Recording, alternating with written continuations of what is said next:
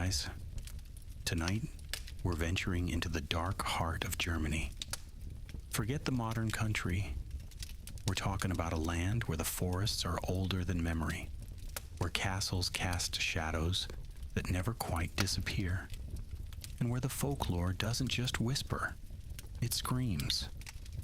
From the Black Forest to the Bavarian Alps, you're about to experience legends steeped in centuries of genuine terror. You will feel the suffocating weight of history. The ultimate survival challenge begins now.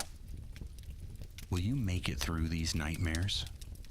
Or will the darkness claim you before the hour is up?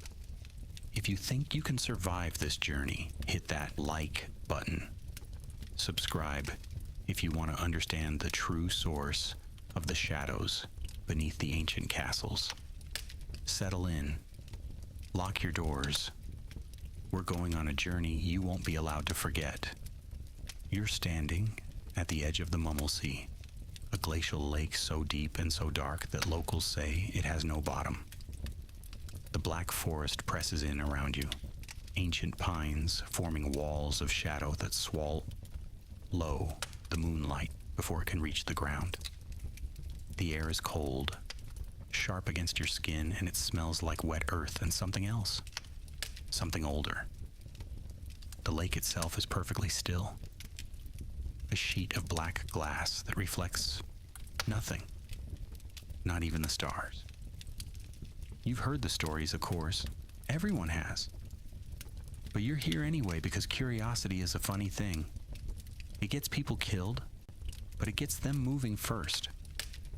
You step closer to the water's edge, your boots crunching on the rocky shore, and that's when you hear it. Singing. It's faint at first, barely more than a whisper carried on the breeze. But it's there. A woman's voice, clear and sweet and impossibly beautiful. You know you should turn around. You know exactly what this is. But your feet keep moving, one step then another, drawn forward like a fish on a line. The singing grows louder, and now you can see her, a figure rising from the lake, water streaming from long hair that glimmers silver in the darkness. Her face is perfect, flawless, with eyes that seem to see right through you, and when she smiles, you feel your chest tighten. She's a Nyx, a mermaid of the Mummelsee, and she's been waiting. Her voice wraps around you, fills your head, drowns out every rational thought until all you want is to get closer, to touch her, to join her in the way tear. You're waist deep before you realize you've been walking. The cold bites into your legs, your torso, your chest, but you don't care. She reaches out a pale hand, and you take it. Her grip is iron strong, and her smile widens as she pulls you under. The curate, last thing you see is the surface disappearing above you. The last thing you hear is her laughter echoing through the dark water. And then there's nothing but the cold and the depth and the palace waiting below where you'll serve her forever. The Mummelsee doesn't give back what it takes. You emerge because this is just a story, remember? Gasping and soaked, and somehow you're miles away now, standing in front of an abandoned farmstead deep in the countryside.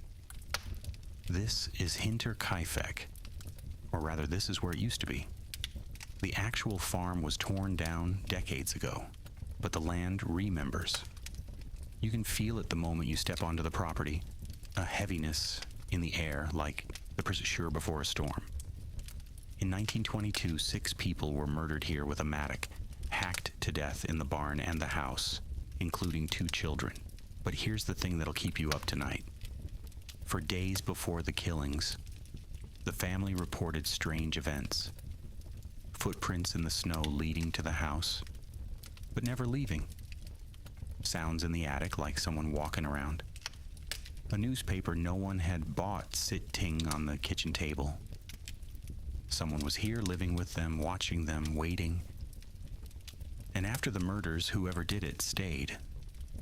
They fed the animals, they ate meals in the kitchen. They lived in the house with the bodies for days before disappearing. The case was never solved. You walk toward where the barn used to stand and the temperature drops. Not gradually, instantly. Your breath comes out in clouds and you hear it. Footsteps above you. But there's no attic here anymore, no structure at all, just open air. And yet the footsteps continue, slow and deliberate, pacing back and forth. You see her then, at the edge of your vision. A figure in old-fashioned dress, hunched and spectral, wringing her hands. The Witch of Hinterkaifeck, they call her. Though whether she's the killer or the killed, no one can agree. Her face turns toward you, and her eyes are hollow, just empty sockets, and her mouth opens in a silent scream. You run. Smart choice.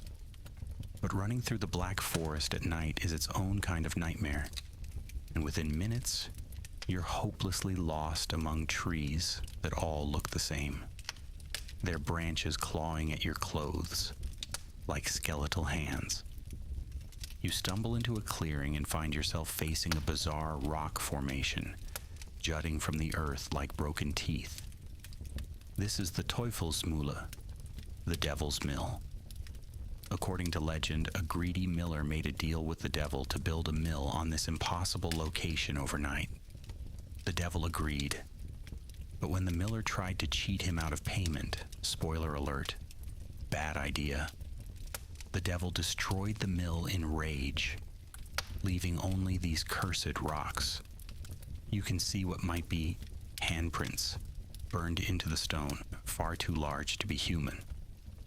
The air here feels wrong, thick and oppressive, like something's pressing down on your lungs.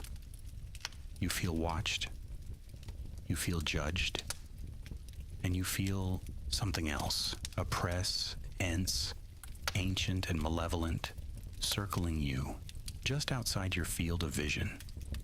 A smell of sulfur drifts past, and you hear laughter, low and rumbling like distant thunder.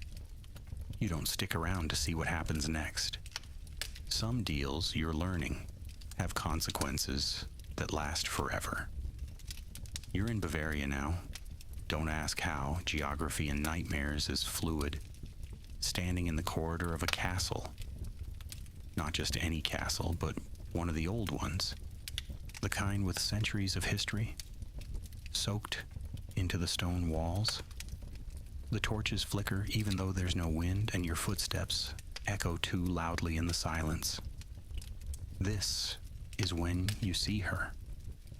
At the far end of the corridor, barely visible in the dim light, stands a woman in a flowing white gown. Her dress seems to glow with its own luminescence, and she's completely still, her head bowed. This is the Weissfrau, the White Lady. She appears in Bavarian castles as an omen of death, and oh, lucky you, she's here right now. Your heart hammers as you watch her, frozen in place by something primal that tells you not to move, not to breathe, not to draw her attention. But then she raises her head. Her face is pale, beautiful in a ghostly sort of way, but her eyes are filled with such profound sorrow that you feel it in your chest like a physical ache. Tears stream down her cheeks, and she opens her mouth. The wail that comes out is inhuman, a sound of grief so complete and devastating that it drives you to your knees. Your hands clamp over your ears, but it doesn't help. The sound is inside your head now, resonating in your bones. She begins to move toward you, gliding rather than walking, and you know with absolute certainty that if she reaches you, you're done. You scramble backward, slipping on the stone floor, and run blindly through the castle corridors. That terrible wailing following you, echoing off the walls, promising that death is coming. Maybe not today, maybe not tomorrow, but soon, very soon, you burst out of the castle into moonlit forest, gasping for air, and immediately realize you've made a mistake. The trees here are different, twisted and strange, and you hear rustling in the underbrush. Something's moving out there. Something small but somehow menacing. You catch a glimpse of it as it darts between shadows. A creature about the size of a rabbit, but wrong. So wrong. It has antlers jutting from its head, wings folded against its body, and when it turns to look at you, you see fangs glinting in its mouth. This is the Wolpertinger, Bavaria's cryptid chimera, and while some stories paint it as shy and harmless, the look in its eyes right now suggests otherwise. It hisses, actually hisses, and suddenly the underbrush explodes with movement. There are more of them. Dozens. They circle you, moving with unnatural speed and coordination, their wings rustling, their antlers sharp as daggers. You're reminded of every horror movie with killer rabbits. Except this is somehow worse because these things shouldn't exist.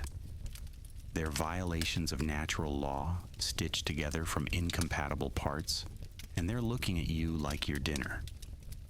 You grab a fallen branch, like that's going to help, and swing wildly as they close in. One leaps at your face and you bat it away, feeling claws rake across your arm. Another lands on your back, digging in, and you spin and thrash until it falls off. You're running again, crashing through the forest, and behind you the chittering and hissing fades but never quite disappears. Mental note: Bavaria is not a petting zoo. The forest opens up and you find yourself in an alpine village, all charming wooden houses with snow on the roofs. Very picturesque, except it's December 5th, and that means you've arrived on the worst possible night. You hear them before you see them. Bells. Loud, clanging bells that sound like iron banging, dragged across stone.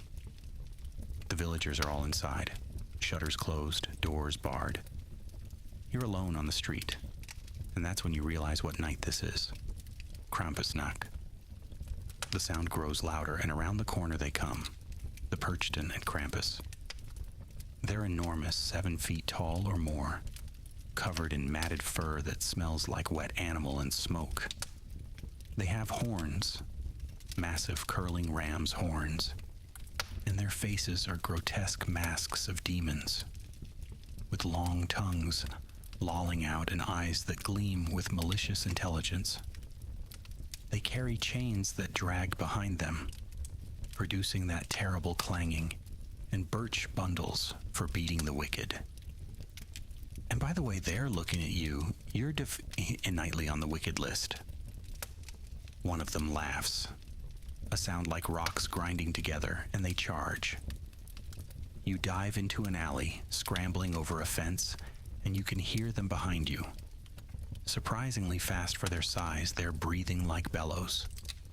One catches your jacket and pulls, and you slip out of it, leaving it in his clawed hands. You climb onto a roof, sliding on the snow, and look down to see them circling below, ringing their bells, taunting you. They can wait. They have all night. And when you now they have to come down, and you will have to come down. They'll be ready. The morning finds you still on that roof, frostbitten and shaking, but alive. Barely. Dawn breaks and you're stumbling through the mountains now, delirious from cold and exhaustion, when you see it looming ahead. Watsman Mountain. Its distinctive peaks, rising against the sky like jagged fingers. It's beautiful and terrible at the same time, and as you get closer, you start to feel it, a presence, vast and old and angry.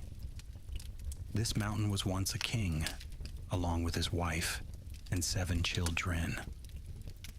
King Watsman was a tyrant, cruel beyond measure. And when God finally answered the prayers of the suffering peasants, he turned the entire royal family to stone. They became the mountain, frozen forever, conscious but immobile, eternally punished. You're climbing now because, honestly, at this point you're just going where the nightmare takes you, and the mountain doesn't like it.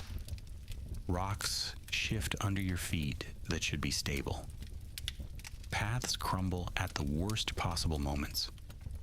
The wind picks up, howling through the peaks, and you swear you can hear voices in it, screaming, begging, cursing. The mountain is alive, and it remembers its humanity, and it hates you for having what it lost.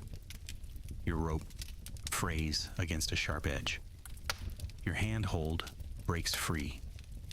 You're falling, tumbling down the slope, and as you slide toward the cliff's edge, you grab a jutting rock and hold on for dear life. Beneath you, the drop goes down hundreds of feet. Above you, the peak seems to loom closer, as if leaning down to watch. You can feel its attention heavy and hostile. Over 100 climbers have died on this mountain. You're not going to be one of them, not today. But as you slowly, painfully drag yourself back up and away, you understand something fundamental. This place is cursed, and it claims those it deems cruel or disrespectful. You were lucky this time.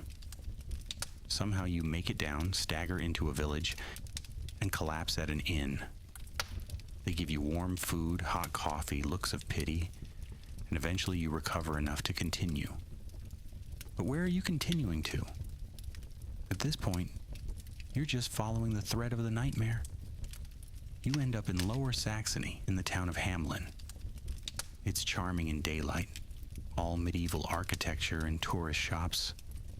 But you arrive at dusk, and as the shadows lengthen, the town feels different, older, haunted.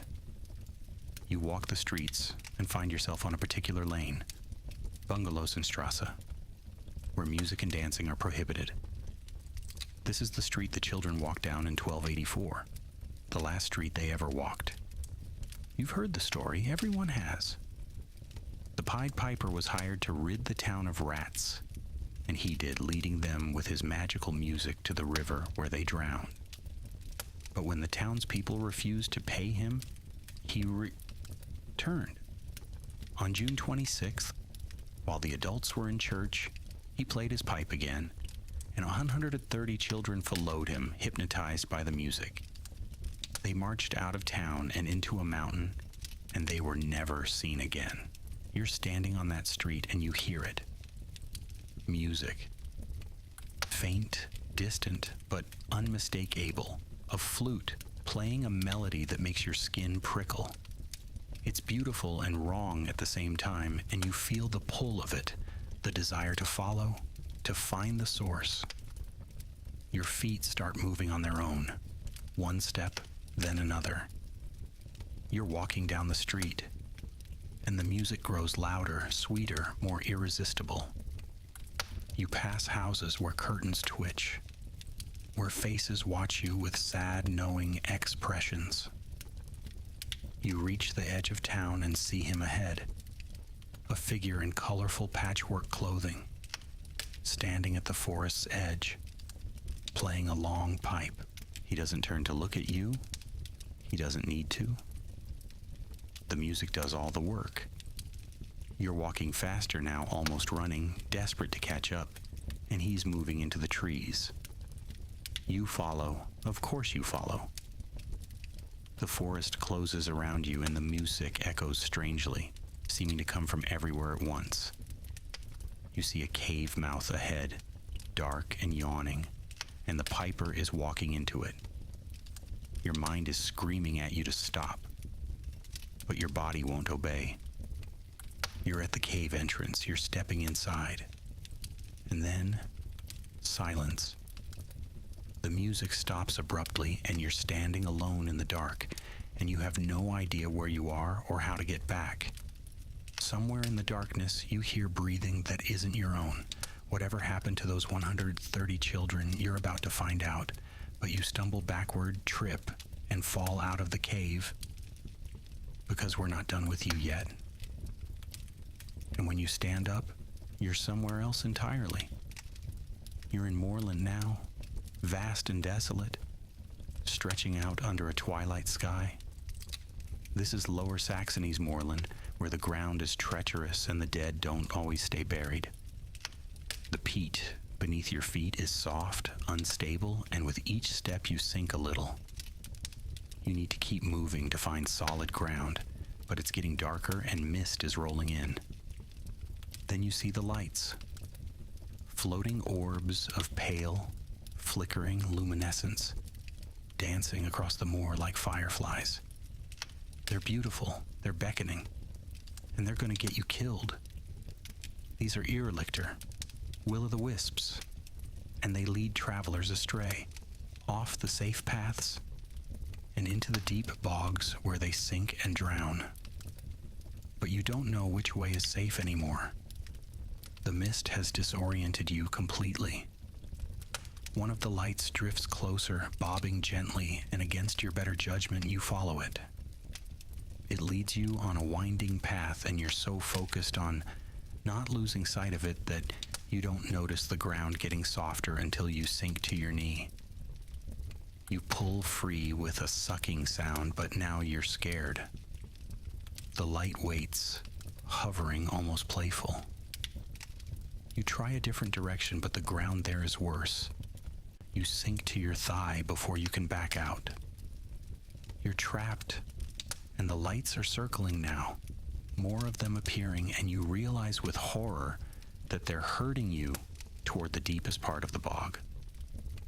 You see something else now in the mist. Figures human-shaped but wrong. Preserved corpses standing in the peat. Their skin leathery and brown, their eyes sunken but somehow aware. These are the bog bodies, victims of the moor from centuries past. Some murdered, some sacrificed, all of them waiting. One of them moves. You watch in disbelief as it takes a step toward you.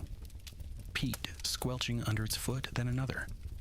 They're all moving now, converging on you, their mouths opening in silent screams. You're sinking again, the bog pulling you down, and the corpses are reaching for you with withered hands.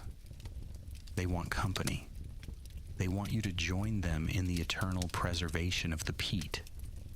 You thrash and fight, and somehow, your hand catches a root, something solid, and you pull with every ounce of strength you have left. You drag yourself onto firmer ground, gasping and covered in black mud, and you run without looking back. The lights dancing behind you, the figures returning to their standing vigil in the mist. You collapse on solid ground, coughing up bog water, and when you finally catch your breath and look up, you're in a different landscape entirely. Rolling hills, scattered farms, and in the distance, castle ruins on a hilltop. This is Hesse, and those ruins are Castle Rodenstein. It's late now, full night, and you're exhausted beyond measure. But something tells you to keep moving. You start walking toward a nearby farmhouse, hoping for shelter when you hear it. Marching. The rhythmic tramp of many feet moving in unison, the clank of armor, the whinny of horses. You spin around looking for the source, but see nothing. The sounds grow louder, an entire army on the move, judging by the volume. But there's nothing there. No soldiers, no horses, just empty air and the overwhelming sound of military procession. This is Knight Fritz and his phantom army, traveling from Rodenstein to Schnellertz, as they have for centuries. And if the locals are right, if the legends are true, then hearing this procession means war is coming. The invisible army passes right by you, so close you can feel the displacement of air, can smell horse sweat and steel and leather. A horse whinnies directly in your ear and you flinch, stumbling backward. The marching continues, relentless. and you fall to your knees, hands over your ears, as the spectral host moves through you and around you. You feel cold penetrate to your bones. Feel the weight of duty and death and endless conflict. These soldiers are bound by oath to protect even in death, and they march when the world needs warning.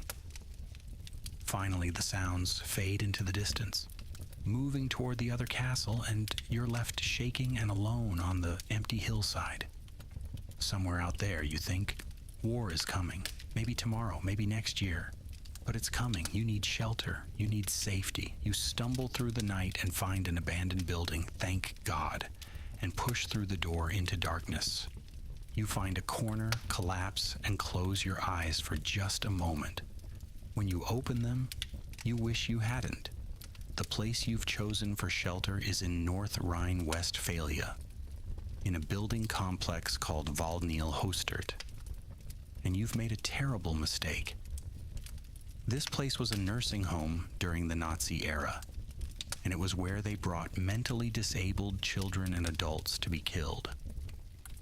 Part of the T4 euthanasia program, over 500 people were murdered here, including 99 children, killed with injections of luminol.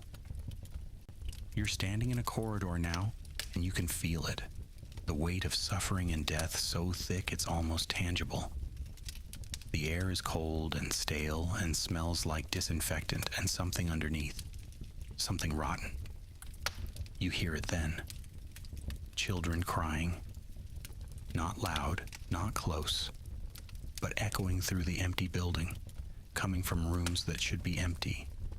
You walk down the corridor, your footsteps too loud, and peer into a room. It's bare, gutted, but for just a moment you see them. Beds filled with emaciated children in hospital gowns, their faces hollow, their eyes accusing. Then you blink, and they're gone. But the crying continues. You move faster, trying to find an exit, but the building is a maze, and every corridor looks the same. You pass a bathroom and glimpse movement in the mirror, figure standing behind you. But when you turn, there's nothing there. A door at the end of the hall slams shut. Another opens. You're being herded, guided, by something that wants you to understand what happened here. You enter what must have been a medical room, and the temperature drops so sharply you can see your breath. Shapes coalesce in the shadows. Adults and children, staff and patients, all of them staring at you. The crying becomes screaming, and you run, finally finding a door that leads outside, bursting into the night air like a drowning man breaking the surface. Behind you, the building stands dark and silent, but you can still hear them. You'll always hear them.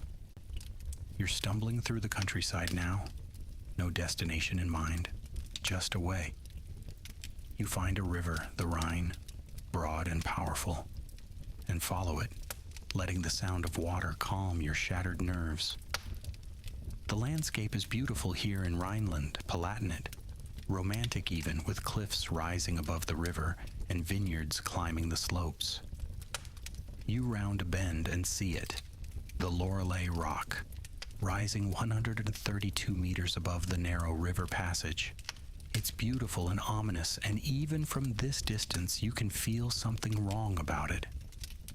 The river here is treacherous, fast currents and hidden rocks, and over the centuries, countless ships have wrecked on this stretch.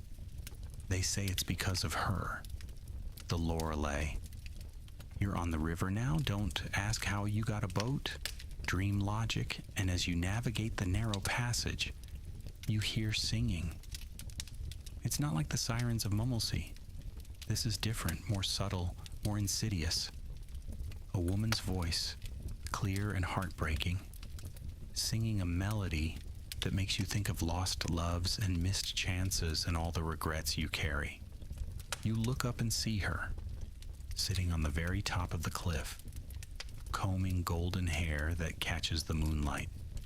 She's breathtakingly beautiful, and she's looking right at you. The song continues and you realize you've stopped paying attention to the river. Your boat is drifting sideways. The current is pulling you toward the rocks. You tear your eyes away from her and grab the oars, but it's too late. You're in the worst of the current now, and the rocks are coming fast. You row with desperate strength, muscles screaming, and somehow, just barely, you slip past the rocks, scraping the side of your boat, but staying afloat. When you look back up, she's gone. But the singing continues, echoing off the cliff face, promising that next time, you won't be so lucky. The Lorelei has been claiming victims for centuries. You just avoided becoming one more. You abandon the boat as soon as you can and head inland, into forests that grow progressively darker and older. You're in Saxony now, in woods that feel primeval, untouched by human hands. The trees here are huge, their canopies so thick that even at midday it's twilight beneath them. You're lost again. Are you ever not lost at this point? And you're stumbling through underbrush when you see her. An old woman, impossibly old, sitting on a fallen log. Her skin is wrinkled like tree bark, her hair long and white and tangled with leaves and moss. Her feet are covered in what looks like lichen, growing directly on her skin. She looks up as you approach, and her eyes are ancient beyond measure, holding wisdom and danger in equal parts.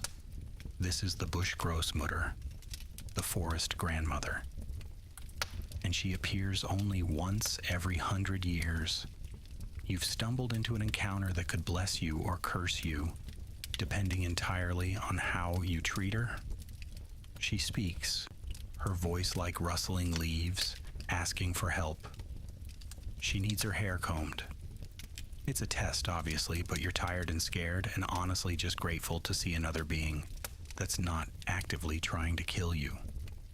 You sit beside her, trying not to gag at the smell of earth and decay, and gently work the tangles from her hair. It takes a long time. She's patient. When you're done, she turns and smiles, revealing surprisingly white teeth, and touches your forehead with one gnarled finger. The forest around you suddenly seems less threatening. The path ahead becomes visible, clear, and safe. She's blessed you, granted you protection, and as she stands and walks back into the trees, her form seeming to merge with the forest itself, you feel a pro, found relief. You passed the test. If you'd mocked her, rejected her, or been cruel, the curse would have destroyed you. But kindness, even exhausted and fearful kindness, was enough. Protected by the bush grossmutter's blessing, you travel more easily now, and soon you find yourself approaching mountains again. The Harz Mountains in Saxony-Anhalt, to be specific. And it's April 30th. Because of course it is. Walpurgisnacht. The night when witches from across Germany fly to the Brock N, the highest peak, to celebrate a Sabbath with the devil himself. You're climbing the mountain as night falls. Why are you climbing? Why do you keep doing these things? And as you ascend, strange phenomena begin. The wind picks up, howling through the trees, with voices in it cackling and shrieking. You see lights above on the summit, fires burning bright against the sky. The air smells like sulfur and smoke, and something sweet and rotten. You're breathing hard from the climb, and that's when you see the first one. A woman flying through the air, riding a broomstick like it's the most natural thing in the world, silhouetted against the moon. Then another and another, converging on the peak above. The sky is full of them, witches from every corner of the country, their laughter echoing down the mountainside. You crouch behind a boulder as they pass overhead and you watch the summit. Figures dance around massive bonfires, wild and abandoned, their shadows huge against the flames. The music that drifts down is discordant, wrong, making your head hurt. And then you see him, a figure larger than the others with horns curling from his head, presiding over the chaos from what must be the Hexen altar, the witch's altar. The devil himself holding court while his followers celebrate. You've seen enough, more than enough. You start backing down the mountain, carefully, quietly, trying not to draw attention. But a stone shifts under your foot and tumbles down the slope with a clatter. The music stops. The dancing stops. And in the sudden silence, you hear footsteps, running, coming toward you. You flee down the mountain, branches whipping your face, roots trying to trip you, and behind you the sounds of pursuit grow closer. Voices chanting in languages you don't recognize, laughter high and cruel. You risk a glance back and see shapes flowing down the mountain after you. Some run, Ning, some flying, all of them focused on you. You burst out of the tree line into a village, thank God civilization, and the pursuit stops at the forest's edge. They're howling and screaming, but they won't cross into the village on this night. Even witches have rules. You collapse in the village square, surrounded by people who are banging pots and ringing bells and carrying crosses, traditional protections against the Walpurgisnacht witches. They pull you inside, give you blessed salt and iron to hold, and you wait out the night while above on the Brocken, the Sabbath continues until dawn. Morning comes and the nightmare should be over. But you're in northern Germany now, Schleswig-Holstein. And the legends here are different, older. You're walking through yet another forest, this one leading to the coast. When you reach a bunker, partially buried and overgrown with vegetation. It's a Wubby-Witz relic, one of thousands scattered across the region. But this one has a presence. You feel drawn to it against your better judgment, and you approach the entrance. The door hangs open, rusted and half off its hinges. Inside, darkness. You step in and immediately the temperature drops.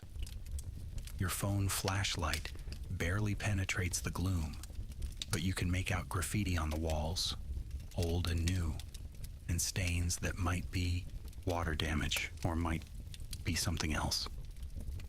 Then you see her, a woman, pale as death, standing in the corridor ahead. She's dressed in clothing from decades past, soaked through with hair hanging in wet strands across her face. The Schleifrau.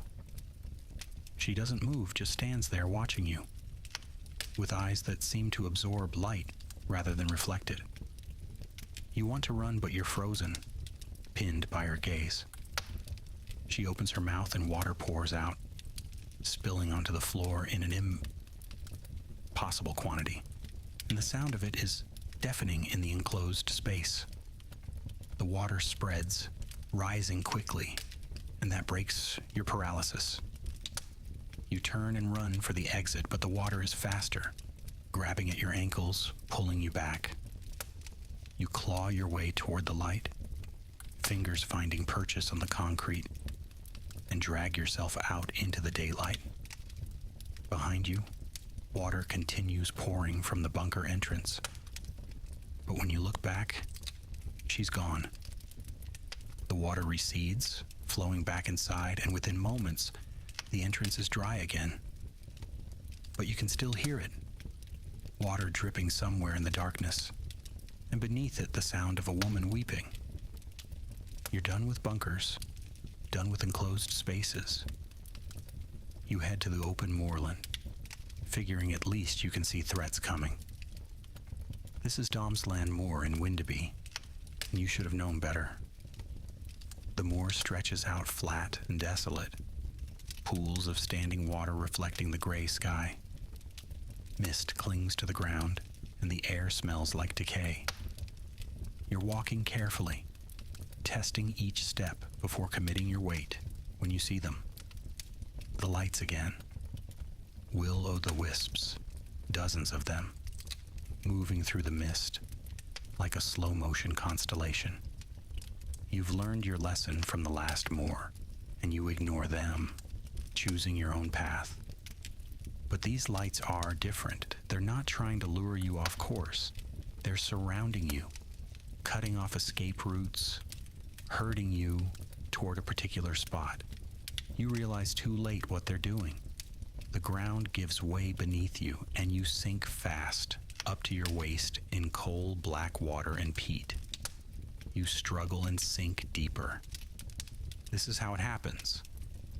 This is how the bog takes you, pulls you down, and preserves you for centuries. You force yourself to stop struggling and spread your arms, trying to distribute your weight. It works. Barely. You're not sinking further, but you're stuck, and the lights are still there, watching. Then the mist shifts, and you see them. Bodies standing in the bog, partially submerged, their skin leathery and preserved.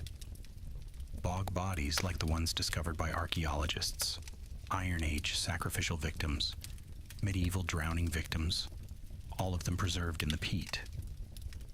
But these ones are aware. Their eyes follow you. Their mouths move soundlessly. One of them is close enough to touch, and as you watch in horror, it reaches toward you with a withered hand. You scream and thrash, and somehow this breaks you free. You splash and scramble toward solid ground, running across the moor without caring where you're going, just away. The lights follow for a while, then give up, returning to their endless vigil over the bog and its dead. You're exhausted. You're terrified. You just want to go home. But there's one more legend waiting. And this one might be the worst of all. You're in Thuringia now, in the Thuringian forest, and it's night and you're traveling with someone else for once. A father and his sick child, riding through the forest on horseback. Wait, you're not you anymore. You're the child, feverish and weak, held in your father's arms as the horse gallops through the darkness. The trees press close and the wind is cold and you're so sick you're delirious. That's when you see him. A figure standing among the trees wearing a crown, impossibly tall and dark. The Erlkönig, the Alder King. He's looking right at you and he's smiling. Come with me, he says, and his voice is beautiful and terrible. I have wonderful things to show you, games and flowers and golden clothes. You try to tell your father, but he doesn't see. It's just the fog, he says. You're ill. Hold on. But the Erlkönig is getting closer, keeping pace with the horse, and his smile is wider now, showing teeth that are too sharp. Come with me, child. Your father doesn't understand, but I do. I know what you need. His hand reaches out, pale and long-fingered, was stretching to ward you through the darkness. You can feel the cold radiating from him, can see that his eyes are empty holes, can understand that his promises are lies wrapped around death. Come, he whispers, and he's right next to the horse now, his fingers inches from your face. Come with me now. You scream and bury your face in your father's coat, and the horse runs faster, its hooves pounding the earth, and finally, you break free of the forest into the open. You're home. You're safe. Your father dismounts and carries you inside, and only then, in the lamplight, does he see your face and realize something is wrong. Very wrong. Because the Erlkönig's touch grazed you in that final moment, just the barest brush of his fingers against your cheek, and now you're cold. So cold. The fever is gone, but so is everything else. Warmth and life and breath. And as darkness closes in, you see him one last time standing in the doorway watching with satisfaction. The Earl Koenig always gets what he wants, always. But you wake up. Of course you wake up. This was all a nightmare, a journey through Germany's darkest legends. And you're safe in your bed. Covers tangled around you, heart still pounding. The morning light out filters through your window, soft and warm and real. You take a deep breath and let it out slowly. The mermaids of Mummelsee can't reach you here. The witch of Hinterkaifeck is just a story. The Devil's Mill is just rocks. The White Lady can't predict your death. The Wolpertinger is taxidermy and jokes. Krampus only comes on December 5th. And you've been good, haven't you? The Cursed Mountain is far away. The Pied Piper took his children centuries ago. The bog bodies are in museums. The Phantom Army marches for others. The Nazi ghosts haunt only that one building which you'll never visit. The Lorelei sings for sailors, not for you. The Forest Grandmother appears once a century and not today. The Brocken witches have had their night. The bunker spirit stays in her bunker. The moor lights stay in the moor. And the Errol Koenig only comes for the dying, for the children sick with fever on dark forest rides. And you're neither. You're safe now, here in your room, with the light growing stronger and the ordinary sounds of morning beginning outside. These are just stories, legends passed down through generations, explanations for dangers real and imagined, warnings wrapped in supernatural dressing. The beauty of folklore is that it takes the genuine fears, dark forests, deep water, child death, war, plague, injustice, and gives them shape, gives them names, makes them something we can tell stories about and survive in the telling. Germany's legends are dark because Germany's history is dark.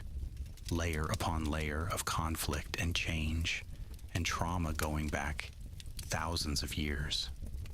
But they're also beautiful in their way, these stories, keeping alive memory and caution and wonder. So rest now. Let your heart beat slow. Feel the safety of your space around you. The monsters stay in their stories, the ghosts in their ruins, the curses in their mountains. You've survived a night of German legends, and that's more than most could say. The morning is here, gentle and quiet, and the nightmare is over. Close your eyes if you need to. Breathe deeply. You're home, you're safe, and the legends will be waiting tomorrow night if you dare to visit them again. But for now, just rest. Just breathe. Everything is going to be okay. The darkness has passed. The morning is here. Sleep now. Sleep